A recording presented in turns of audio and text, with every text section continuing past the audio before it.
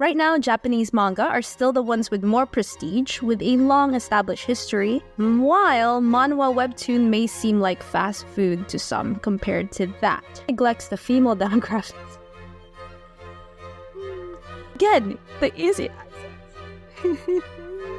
that shoujo rarely get an anime, and J-drama live-action adaptations rarely get localized.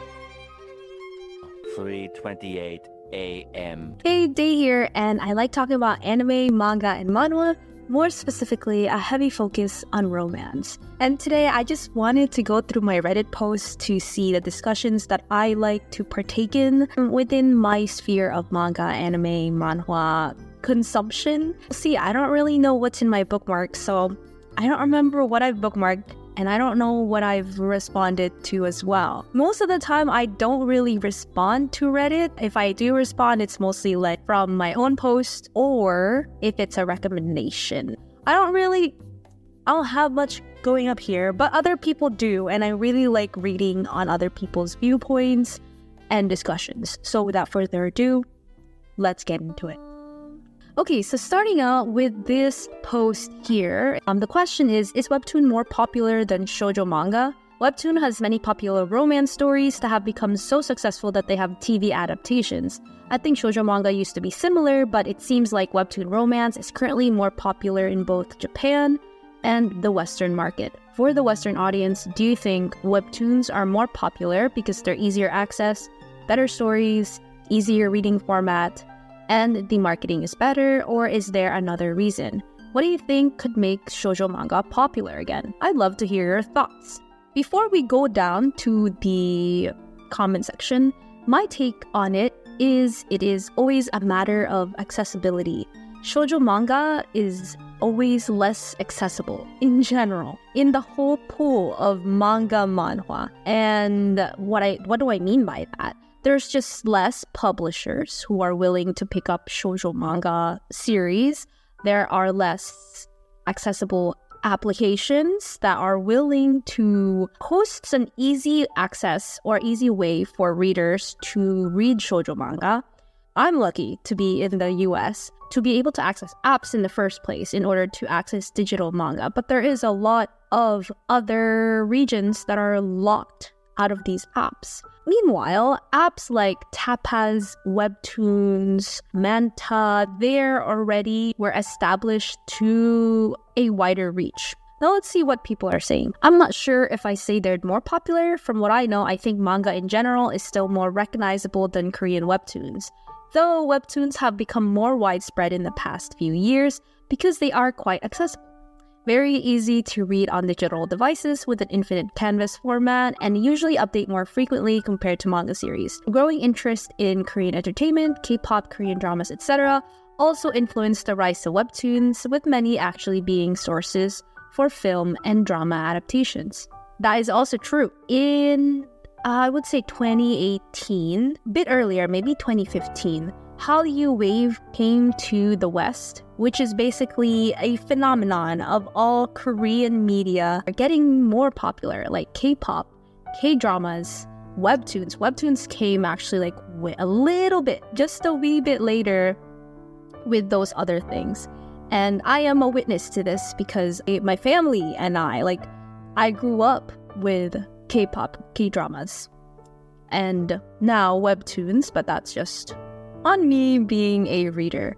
So I agree with everything this person has said, but I would not say, I think the only thing I disagree with is the sentence. I think manga in general is still more recognizable than Korean webtoons, but there is a subset of people who are more aware and more familiar with webtoons than they are with manga because of, again, accessibility.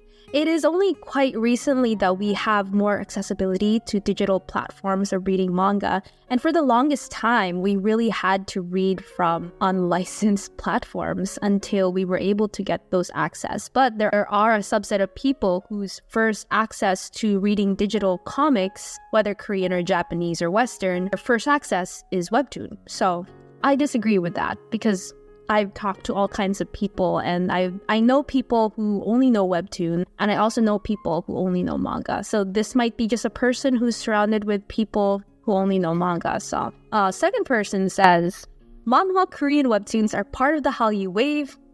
Exactly, which is supported by the Korean government to spread Korean popular culture in the world.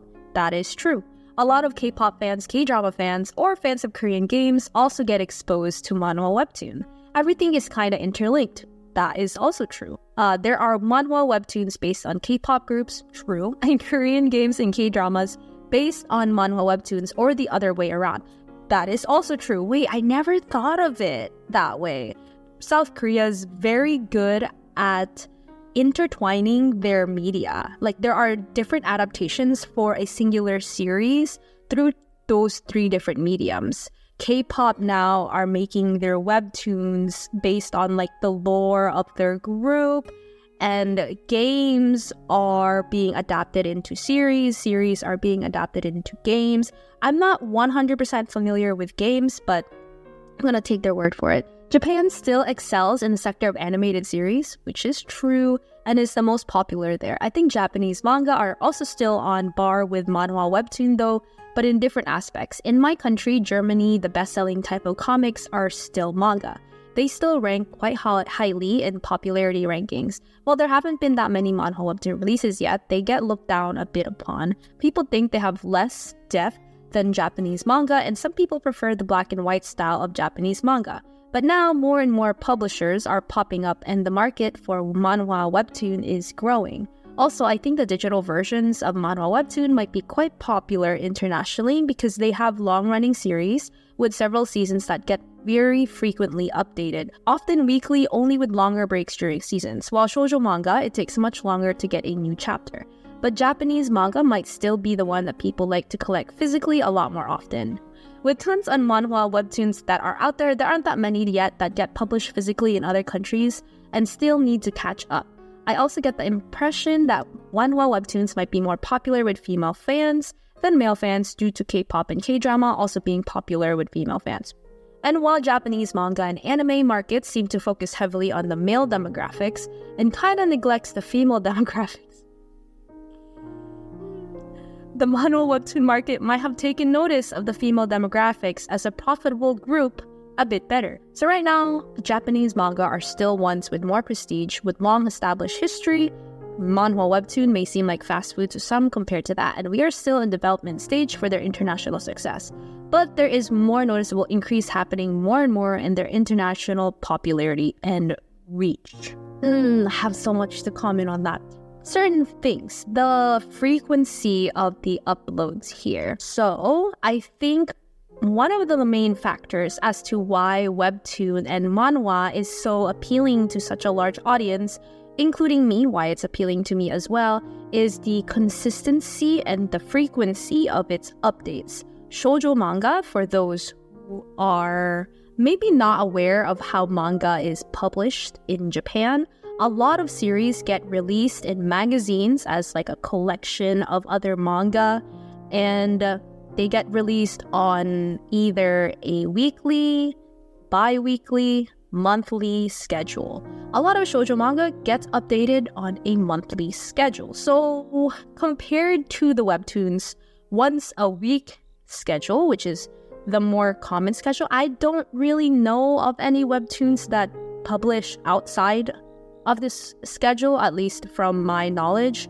I might be wrong, but from what I know and from what I've experienced, my shoujo manga, I have to wait once a month for a new chapter, and then my manhwa or my webtoon, I can have a new chapter to read every week. And then we have season breaks so that the author has healthy these schedules is not that healthy, but it's something. So that might contribute to the appeal of manhwa as well. Another thing that I wanted to comment on here, right here, oh goodness. Okay, so they state, right now Japanese manga are still the ones with more prestige, with a long established history, while manhwa webtoon may seem like fast food to some compared to that.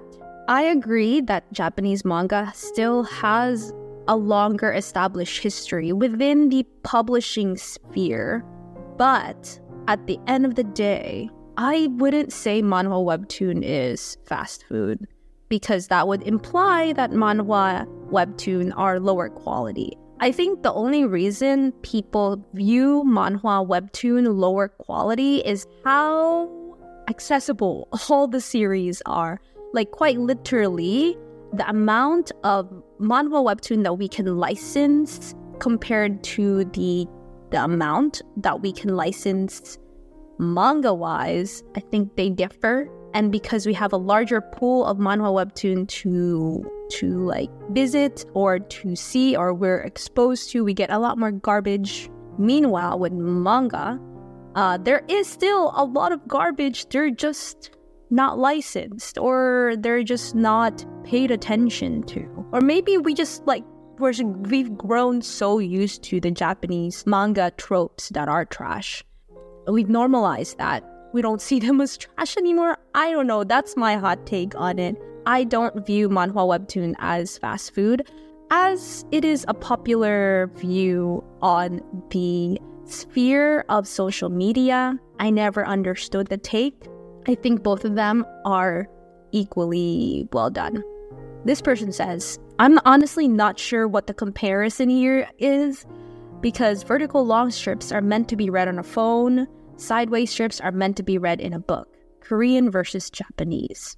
That's a good take. I mean, they're two totally different mediums, webtoons specifically, and manga.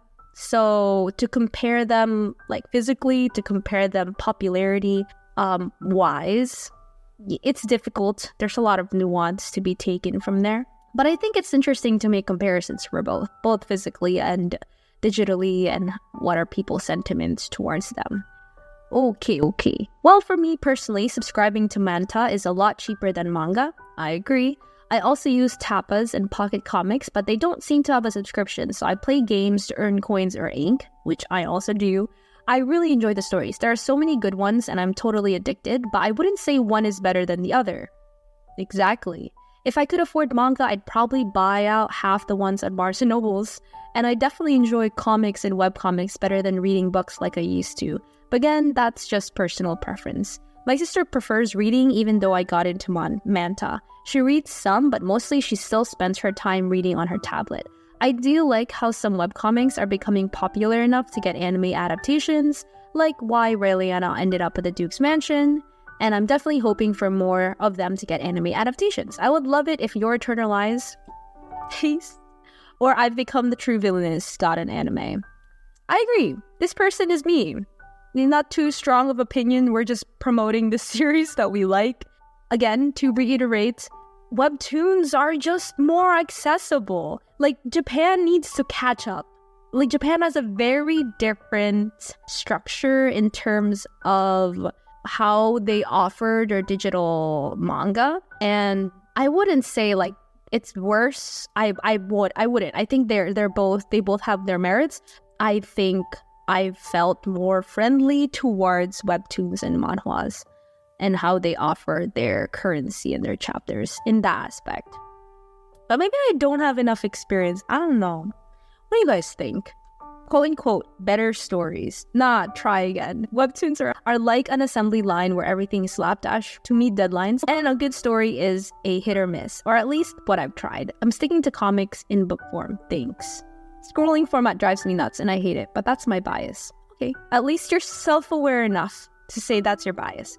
The marketing is much better, but that's about it. Meanwhile, more and more artists are coming out speaking against them and their exploitative contracts, so that's a whole other can of worms. The marketing is much better for webtoons, manhwa, I would say. There's some shoujo manga that just get published, no marketing at all. We didn't know that was even licensed in the first place. Meanwhile, tapas, webtoons, Manta are always posting on social media, YouTube, shorts, reels of what they offer, what series they even have, what series they license, and they're always the app are always displaying what series you can check out, and a lot of them are heavily focused on the romance fantasy genre already, so it's already there. It's again the easy access.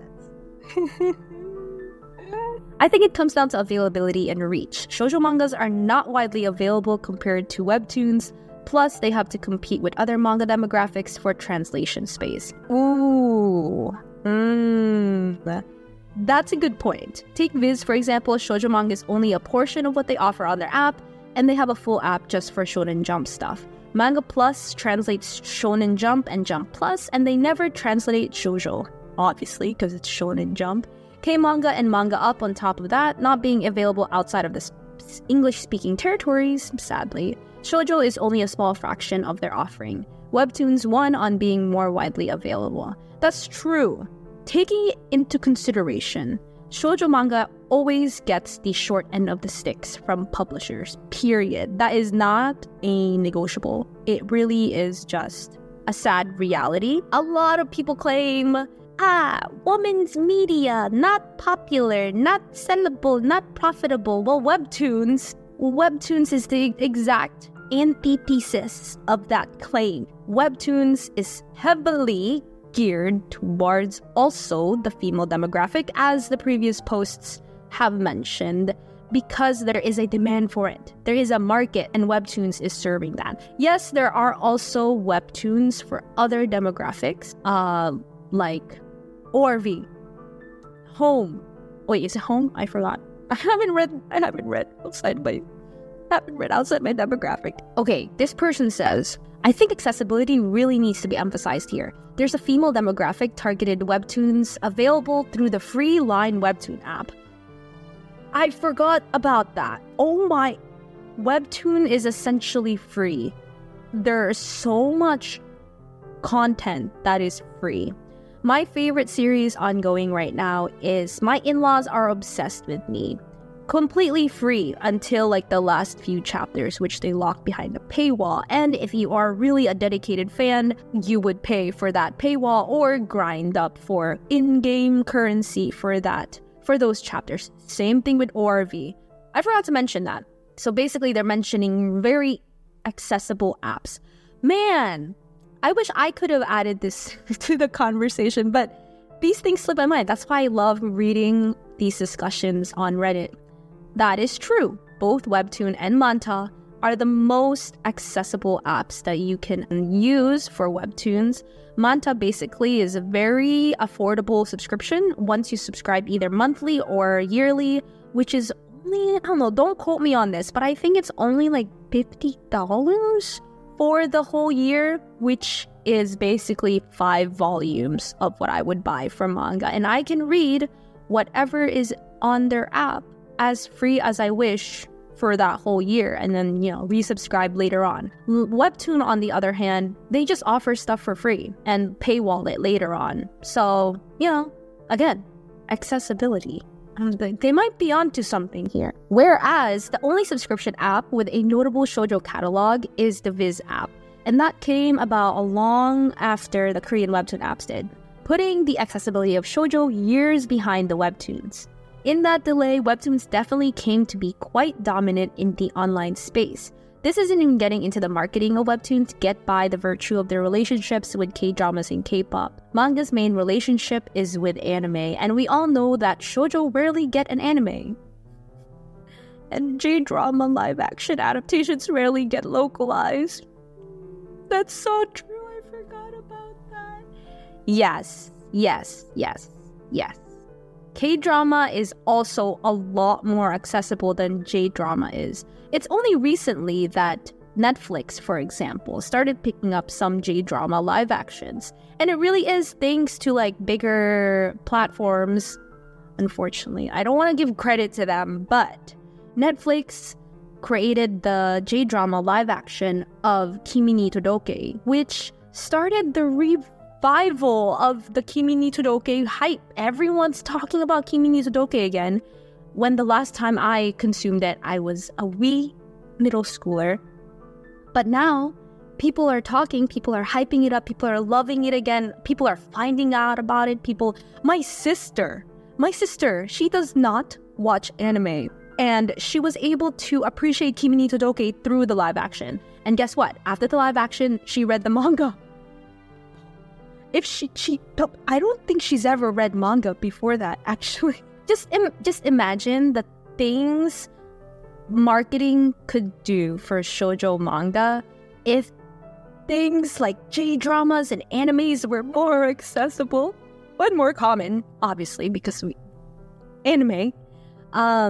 It does make a difference. It does make a difference. Like, my mom, for example, has watched multiple K-dramas based on webtoons, and she would always tell me, "Hey, Day, I've watched See You in My 19th Life. Have you heard of it? It's a webtoon. I've watched True Beauty. Have you heard of it? It's a webtoon."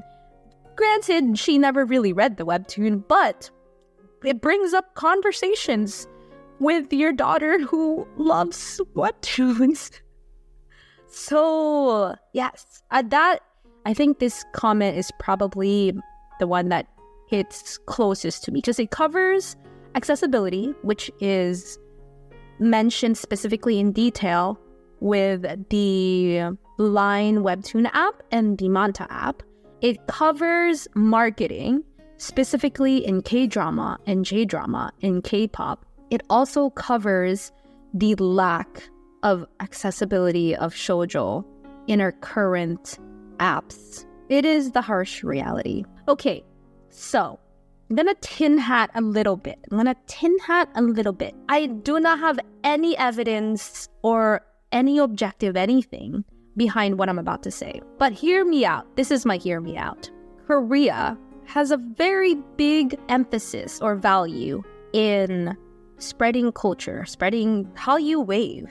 The government funds it. The government loves BTS and loves spreading K-drama, Korean skincare, K-pop, Korean food, anything. Like, anything to spread their culture. And because they support this globalization so much, we're able to access their media so much easier because of those priorities. Japan, on the other hand, they don't really prioritize those things. So maybe that's why we are behind in aspects of licensing and accessibility.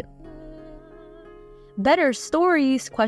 Nah, no way. Most of things I read, I can barely distinguish from one another.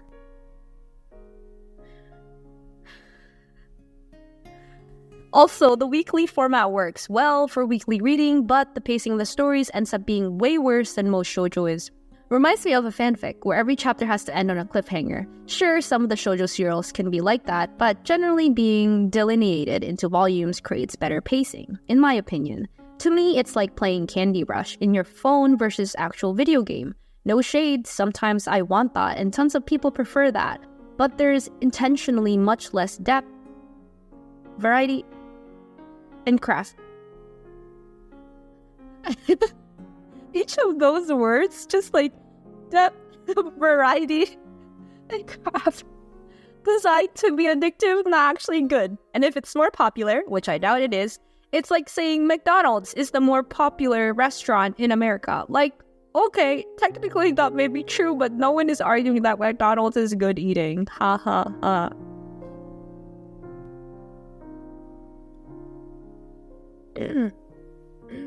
This whole thing is an opinion.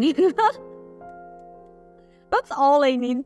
That's all I need to say. That really is all I need to say. Just because you prefer the pacing that is offered in manga does not mean it's better. There are objective truths of what constitutes better writing, but pacing does not necessarily define better writing. It's the elements that you use in your story. It's the how you tie those elements together, and does it convey the themes that you want to convey? Does it convey the message that you want to convey? Does it deliver the story that you want to deliver? And just because it ends on a cliffhanger does not mean it's like a fanfic. Have you even read fanfics? There's so much wrong in this post. And if I continue talking about every single thing that this person mentioned, it's gonna be a whole other video. This is about the popularity of Webtoon versus shoujo manga, not the quality of it. I don't even know if OP mentioned anything about quality. Okay, like basically it's brought up the point of why are they more popular? Is it because they're easier to access, better stories, easier reading format? I guess. And disclaimer, I really do love manga and manhwa equally. For realsies, I've been a longer manga reader, but I have read Korean manhwa before the Webtoon boom. Anyways, I was really meaning to read more posts from my saved bookmarks, but I think this in itself is already a great discussion to talk about.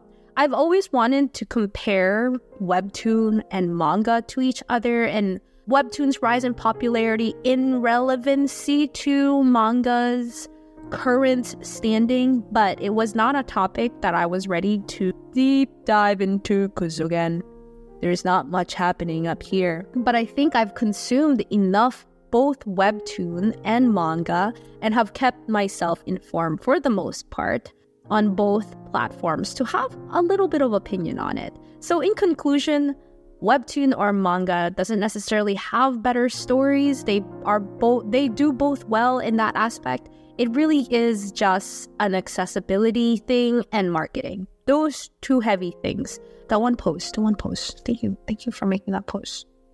Big brain, unlike me. If you guys enjoyed that discussion, make sure to like and subscribe. This has been Day signing out. Keep on dreaming, peeps. Bye.